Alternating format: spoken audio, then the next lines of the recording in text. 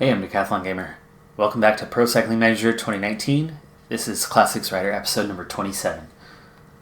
And this will be it. This is the end of our second season, or at least by the end of this episode anyway. We head into the GP Mattioti. Very punchy. But favors the mountain climber a bit just because of the repetitiveness. Up, up, up, over and over again throughout the entire stage. So we'll see if we can hang on to the end. If we can, we certainly have a chance. We're on a simple circuit for this one. We're hitting the same climb 15 times in all. And we just went over for attempt number 9. And really just on the last time over, attempt number 8, did the pace really begin to pick up for the first time. It definitely is not taking long with the steepness, the length of the climb, and just the repetitive nature of it, even though we weren't going hard. It's splitting the field quite quickly. So here we go for attempt number 10 of 15, and at least at the moment, the peloton is now under 50. Getting a little bit of yo-yoing, especially after you get over the top, but riders are going out the back, and that's for sure. And they are being dropped. It's not crashes, it's not punctures, though we had plenty of those in the opening laps. Like this secondary group, they'll regain contact here in a moment on the descent. But a lot of those riders are definitely not coming back. So 37 now for the peloton. Breakaway is at 4. Didn't form until the first time we hit the climb, but by the time we got over the top the first time, those 4 riders had all made it clear. And they're still away, but they're down to 45 seconds. Peloton now holding under 40. I'm down to 2 support riders in Dyer, Quintana, and Gaburo. And I just had a momentary blink of the red, just trying to keep the wheel of my future teammate, or at least if that rider is still going to be on the team next year anyway.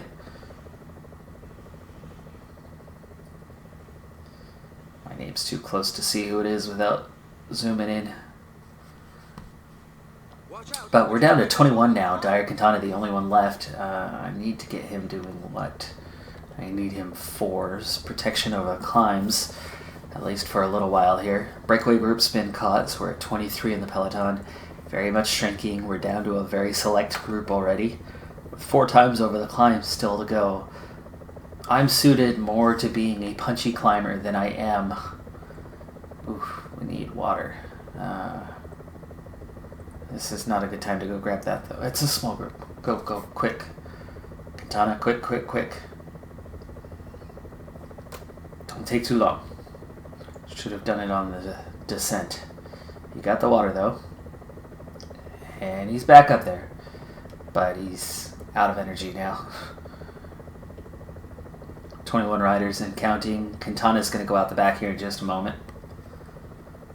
Most likely, he might make it over the top, recover somewhat, and help us out a little bit on the next climb. If he does, I've got a pretty good chance in this one. Team objective is a fair one. Top 3 overall. And Quintana does make it over the top and recovers. Peloton holding at 18. 3 times left to go on the climb. Let's go ahead and bring it on down. And let's keep it sped up for a little bit here, though. Right now it's all just about surviving within the group and having as much energy as possible.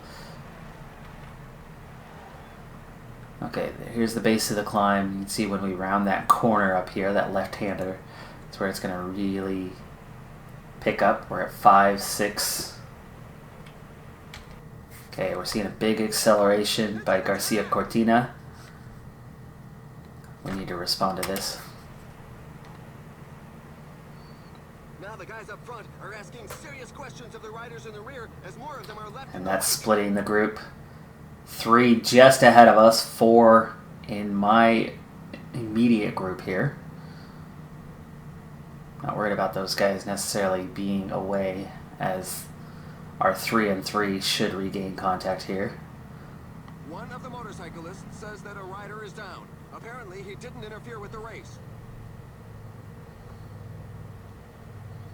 Oh no. The road disappears. Okay, so we're back into a group of 6. That's contact. So we're going to sit up, recover a little bit. We've got 2 times left, and we're down to a group of 6. Garcia Cortina, Omar Freire, Vendrem, Scoins, and Brambilla. Vendrem, the only one working. Garcia Cortina working. And that's fine with me. I'm okay with those 10 riders coming back because Quintana is there. So I am not willing to put in the work here. I'm going to sit on the group. Very much looking to attack the final time.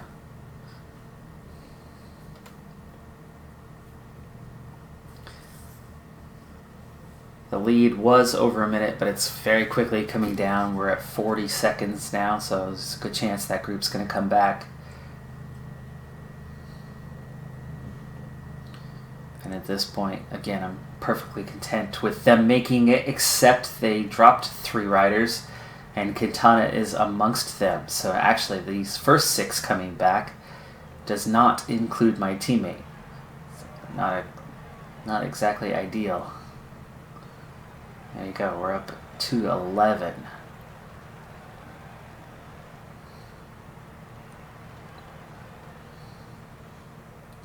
So 25k to go, and here comes the next attack from Brambilla. An attack is launched. Let's go ahead and do our own little attack on this one.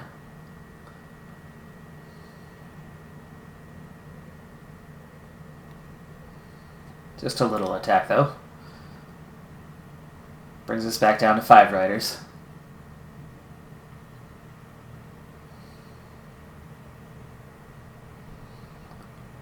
Lapping a very big chunk of the field here.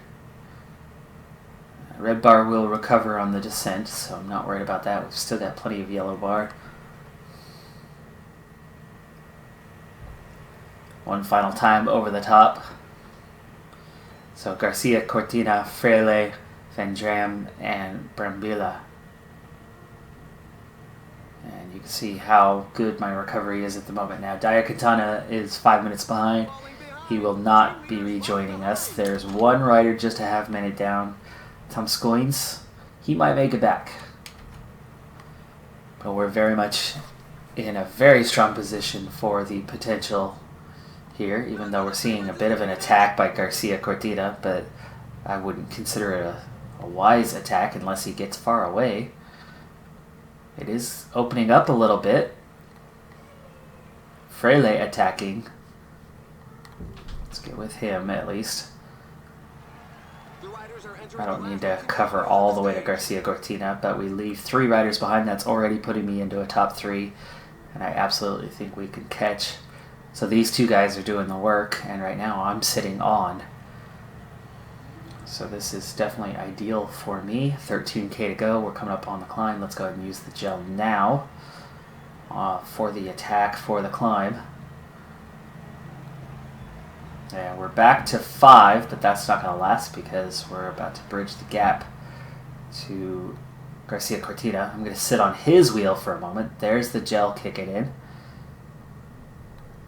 And here he goes again. Things are hotting up at the front. Oh my, that's a spectacular fall. I think I could almost certainly beat him in a head-to-head. So if we can get up to the top anywhere near where he is, I think we can beat him.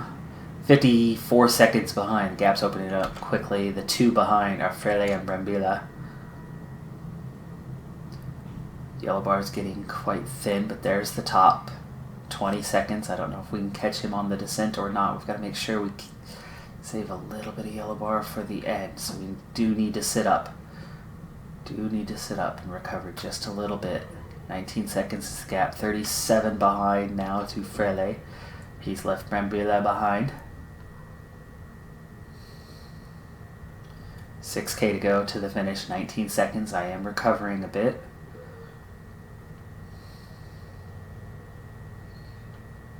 5 kilometers to the finish line. Okay, 4K to go. We're on the flat here. Got a decent flat rating. 16 seconds.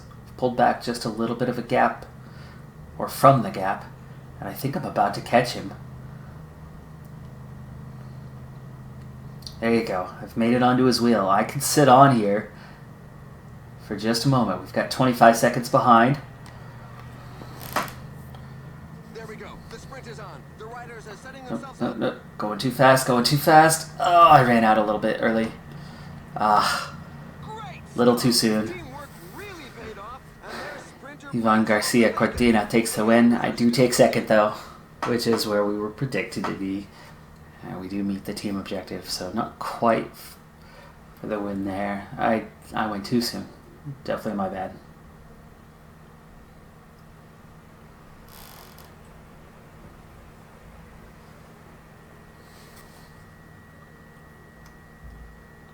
Well, those guys going to do another lap.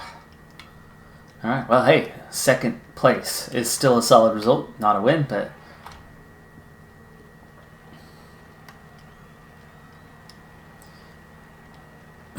next up for us, the World Championships.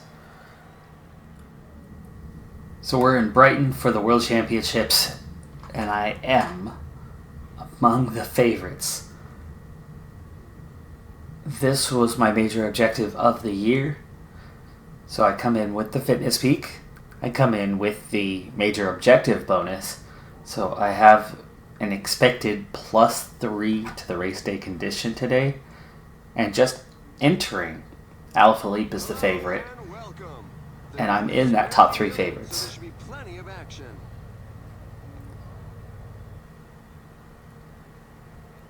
As it is the Worlds, as I am a contender, we'll finish in the top 3. All the other Americans are playing teammate today. I still only end up with a +2. I've had such bad luck with these draws here. I had that last race, I should have had a +2. I ended up with just a +1. Here I should have a +3. I end up with just a +2.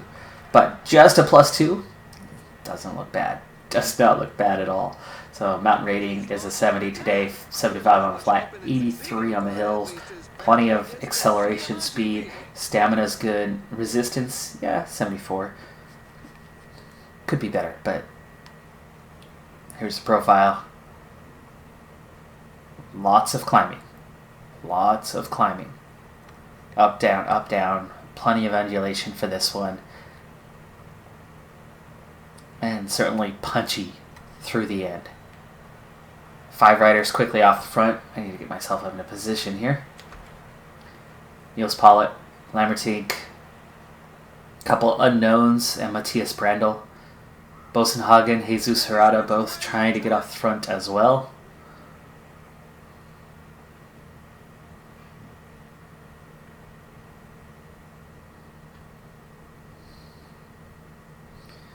I do find it somewhat odd how Bosenhagen has changed his style here these last couple years. He had definitely hit that second tier level of sprinter for a long time. Was quality. Wasn't going to get a win very often, but could often, crack the top 5. Was always just there, and then occasionally got the win. Usually you'd think somebody that good in the sprint would stick with that as their full-time job.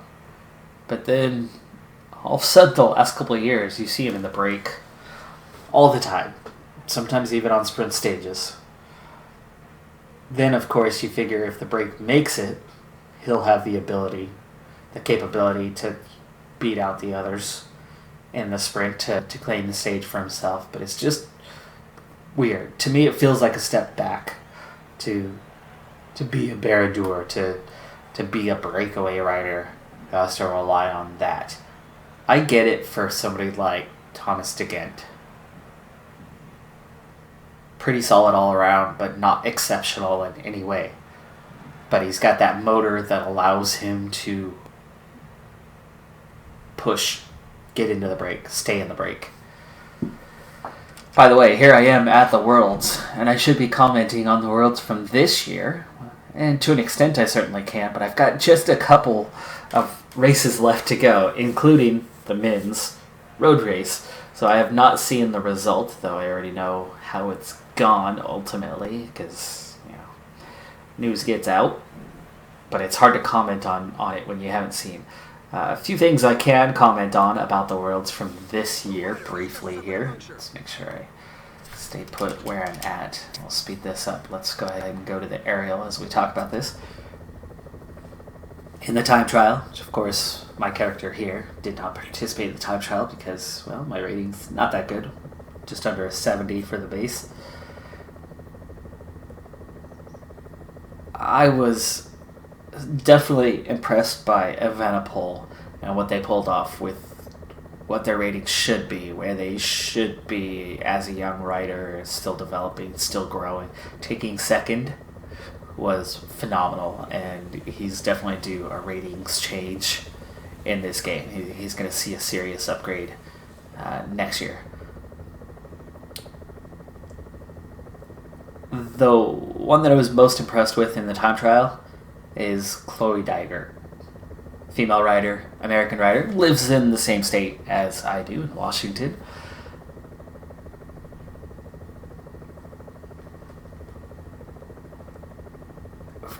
She blew away the women's field. Absolutely blew them away. She was over 2.5 minutes clear of second place, who themselves were about 1.5 minutes clear of third place. So it was just about 4 minutes from first to third. And then the gaps really opened up. So, huge gaps. The rider has fallen, and he's not getting back up. It looks like he'll have to abandon the race. I think 10th was over 10 minutes down. That in itself, very impressive. Now, that layout, that course layout that they ran that day, on the same day, was run, I think it was by the men's under 23s. So they were running the same course, same length, everything identical. Comparatively, if she had been running with them, she would have finished 11th. It really goes to show just how far the women's sport has come in a short period of time. Just a handful of years ago, it was always a 1 or 2 horse race, 1 or 2 solid riders who were blowing everybody away, and I know that that's actually kind of what we ended up with here in this case. So it's not all there yet, but big crash in the peloton, and it happens behind me. We avoid it. Oss, Terpstra in it. They'll probably recover. It's early enough still. 108 kilometers still to go. It's a long one today. Let's go ahead and speed it back up. But anyway, Dygert's only 22.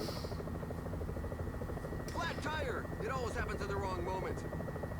And on that same topic of young rider, there's a lot of young riders up and coming. And for myself, riding for the American team, myself being an American, the Americans were quite impressive in the junior ranks of the World Championships for the road race. The men's juniors taking first and third, the women's juniors taking the win.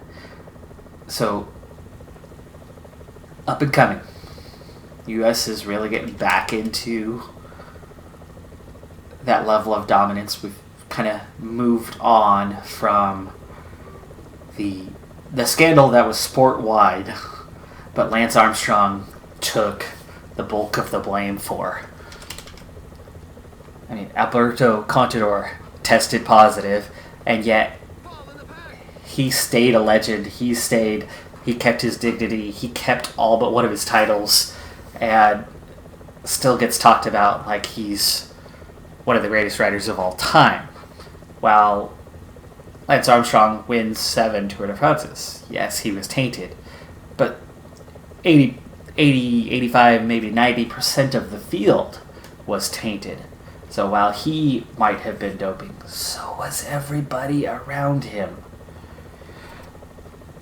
If you beat all the other riders around you, and they're all on the same level you are in terms of cheating or not cheating, outside of that 10% who very much did not deserve what they received by playing fair, and it's certainly not fair to that 10%. However, when the vast majority is cheating, it's a stain on the entire era.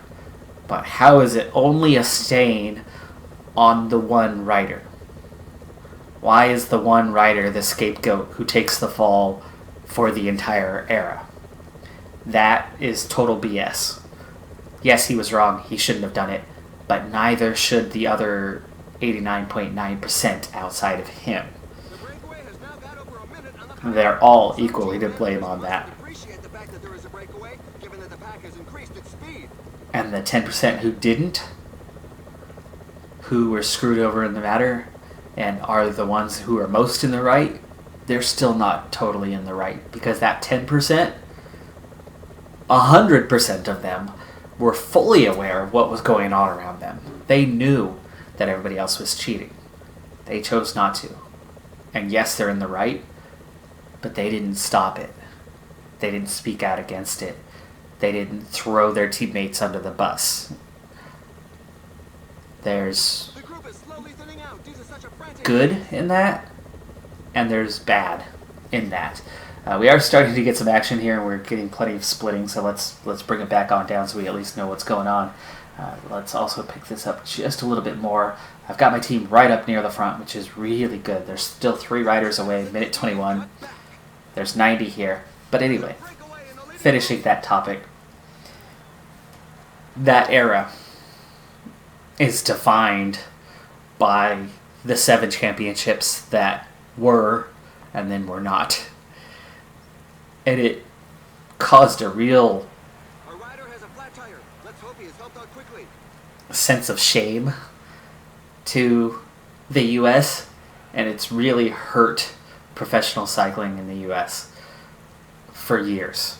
But we've got a new generation who didn't necessarily grow up with that now. They were pretty little. Maybe they first got into it from it, but they didn't feel the pain that came from the scandal. And I think the U.S. is finally starting to see that recovery a bit, and over the next few years we should see more riders coming up and getting back, because really since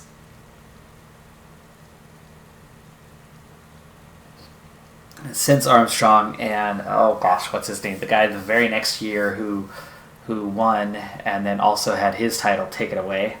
It's on the tip of my tongue. Maybe it'll come back to me. But anyway, besides those two, there hasn't been an American since who's really been a contender at all. TJ Van Garderen was tipped to be that guy for a while, and he took a top 5 at the Tour de France.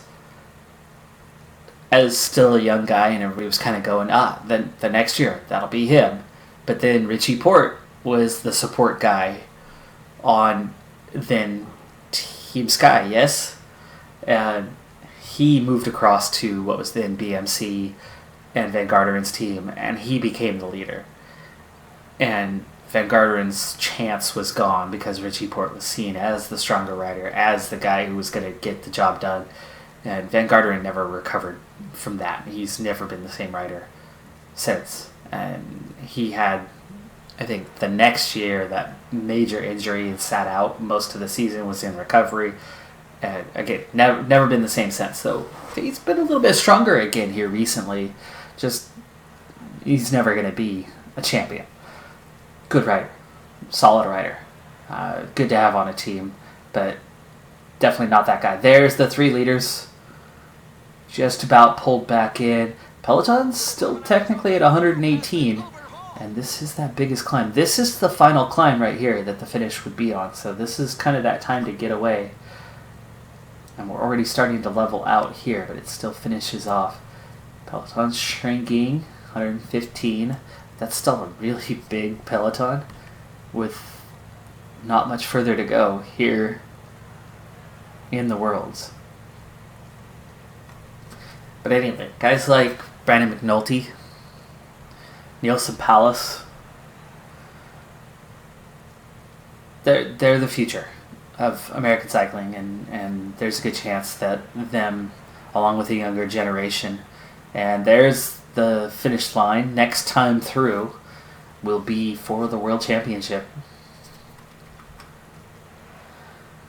So USA Cycling, it's coming along. But again, the World's very impressive, but I haven't seen the men's race yet, so I can't quite comment on it at this point, but soon. Almost caught up. I got way behind. I got really busy. I didn't even watch the Vuelta a España, and I didn't even start stage 1 until the Vuelta had already been done for a week.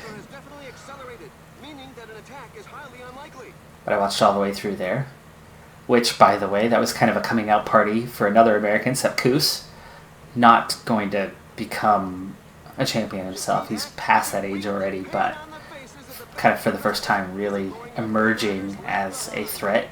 So we have 90 now. Let's see what, and the climb's coming. I've got Ben King right here, but he's on the front. Okay, that's okay. We have 9K to go. I kind of have a plan for him, but I could... Ooh, hello. I could do it right now. Ben King's already in the perfect position for it and has just a little bit of energy. I'm going to use him right at the base here.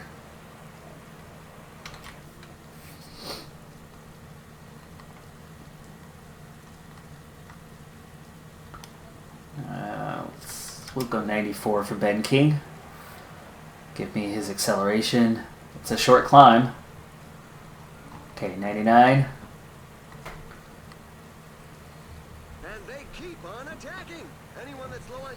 Okay, Ben King's done, but he got halfway up for me.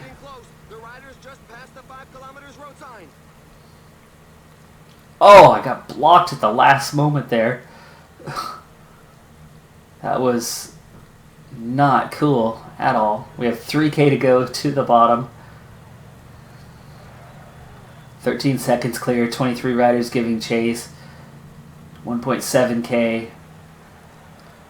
1.1K. There's the finish. I don't have the red bar, but I have plenty of yellow bar. 10 seconds clear. Ah, here comes all the sprinters. Caleb Ewan, world champion. Yves Lampart. Alaphilippe third. Oliver Nassen. Lutsenko. I just don't have enough of a sprint. So close. So close. I take 19th. I'm not a pure sprinter. Michael Matthews was up there as well. Mattaway up there. Van Avermaet. Talent. Up and down that top 20. And I got slightly away. It would have been better if I did not get blocked right as I started my attack. That 25 meters, that cost me 3 seconds, 4 seconds. That might have been the difference between winning by half a wheel or taking third or fourth versus that 19th. That quick little block from whoever that rider was that just suddenly dove right across the road and blocked me as I started my attack. So close. Because we absolutely would have had an extra few seconds if they hadn't blocked us like that. Had to stop the attack and then restart again.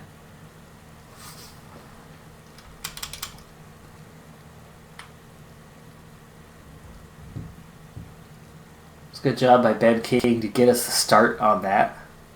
Save that energy. So we could attack over the top and still have a little bit left for the finish. Almost.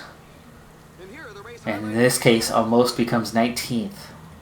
As we got swallowed up that much. in the last 40, 50 meters. Jeez. Yeah. 3 seconds, right? 3 seconds would have gotten us those 40, 50 meters. At least for a top 5. If not a top 3. If not winning by a hair over Ewan. Hey. But hey. Second year pro continental rider. I shouldn't be winning yet. Just like Evenepoel. It's a good thing Rowan Dennis won the time trial. And again, I gotta speak to that one, not necessarily the road race. But it's a good thing. Evenepoel, that's going to get to his head, and the expectation's always going to be there, right? You've won it once, you're going to win it every year. You're the world's greatest, right? He's still got something to fight for. He's still got room to grow. He'll come along.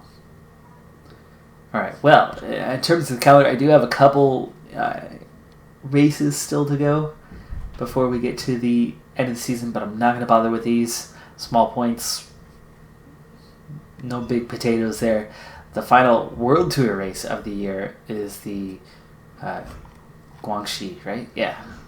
So the Chinese race, 6 stages, but 5 of them are sprints. So we're going to move forward straight to stage number 4 in the final race of the year for us on the calendar.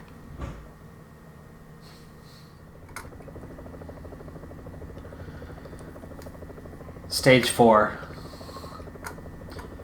Chinese Tour of Guangxi. And we've got 20k to go, so we're coming up on the end. The entire peloton's together, minus one rider that's been dropped. The small breakaway's already been caught. Slight uphill right now. But the real climb is all just straight to the finish. Now the actual categorized climb is only a couple K in length, but it still continues on for a little over a K after that to the finish. So in reality, and it's still uphill, in reality the climb is about 3K in length, and we have 7.5K to go. Let's bring it on down so we make sure we're in the right position as we get set here. We're coming up already 6K to go now. Let's slow it down. There's the 5K banner. We're going to use our gel then, so we're ready to finish the climb. I'm going to make sure we're near the front, and right now I have Velasco and Gaburro right here. So we're going to switch this up, set 99s everywhere, but then we're going to grab Gaburro and Velasco, and then Velasco is going to immediately accelerate. Gaburro makes it through, good.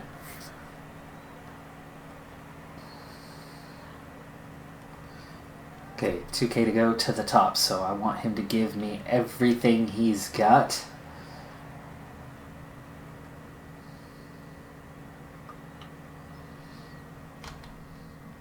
Okay, Velasco's done, and he actually did a really good job. We're already nearly to the top of the climb. And now Gaburro's going to give me everything he's got.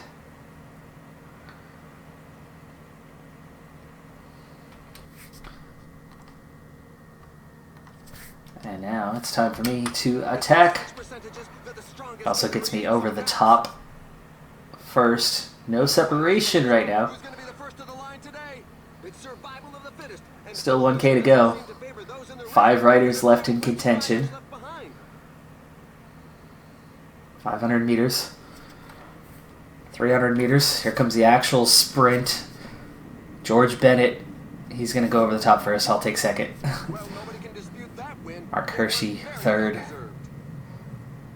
Donovan Calmjean, Frele, Conrad, Costa, Aru, Godon. So another second place. Had a recent string of those here lately. Nasser Bouhanni was in the race lead. He actually managed 15th, surprisingly. All things considered, you put a speed bump in front of that rider, and he's going to drop the wheel of the rider in front of him over a speed bump. Terrible climber. Terrible human being. Pretty much the only rider in the field that I would make that comment about. But he's got a rap sheet longer than the entire rest of the field combined in terms of incidents on and off. Cycling tracks, road courses, whatever it is. He is not a good guy. So close, a kid, yet so far. So it looks like we end our Pro Continental career with another not victory. That's going to move me into 6th overall. Somehow Nasser Bouhanni's still at the front of the field. Okay, we had a 5-man break, but I suppose hill stages aren't hill stages anymore. There's definitely separation. Not massive, but it should have been a few seconds gap. Nothing given. So he keeps his time and somehow keeps his jersey. Just a few stages left to go, but it's all sprints, so we are done for the season. Transfer market has closed. Current Thomas going to Euskadi Murias. That is insane. Lopez going to Movistar. Pollitt went to Group Gobert. Gaviria to Sunweb. Landa to Lotto Sudal. I make it on the list going to Bahrain Merida. Viviani to Decathlon. Quickstep. Bonifazio to Astana. Rowan Dennis, the Rainbow Bands wearer for the time trial, going to Movistar. Alvarnason to Caja Rural.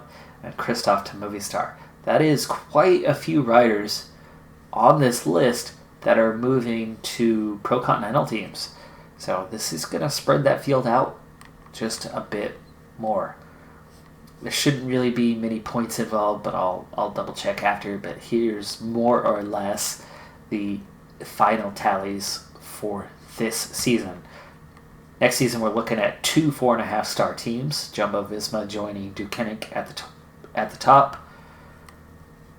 My future team is down into the 3.5-star realm, 17th, the next to last team in the World Tour besides AG2R.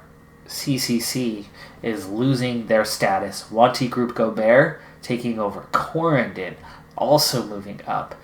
Does that mean Dimension Data is going down? Yes, they are the other ones going down, just 3 stars. That is crazy. Big changes. 2 teams out, 2 teams in. Tom Dumoulin by the smallest margin over Chris Froome for World Tour rankings. Cockard with a small margin over myself in the Continental rankings. My teammate, 6th best, Nasser Bouhanni. He's going to pick up some points here, but I don't think it's going to be enough for him to move ahead of myself. Super Prestige, it's Lopez ahead of Froome, ahead of Pinot. And I am 19th in the rankings to end the season. So, good year, but not a great year, right?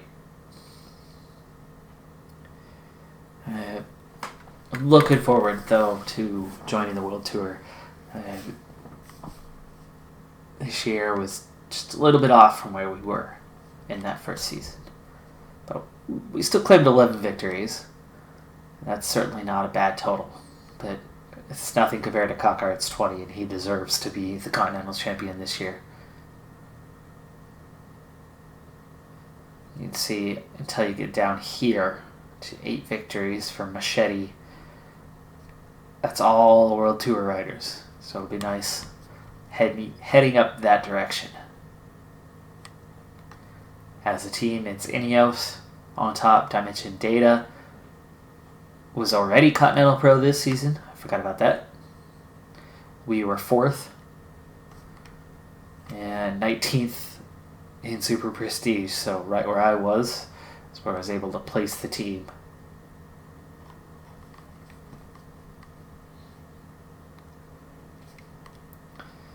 And my 11 victories were the team's entire total.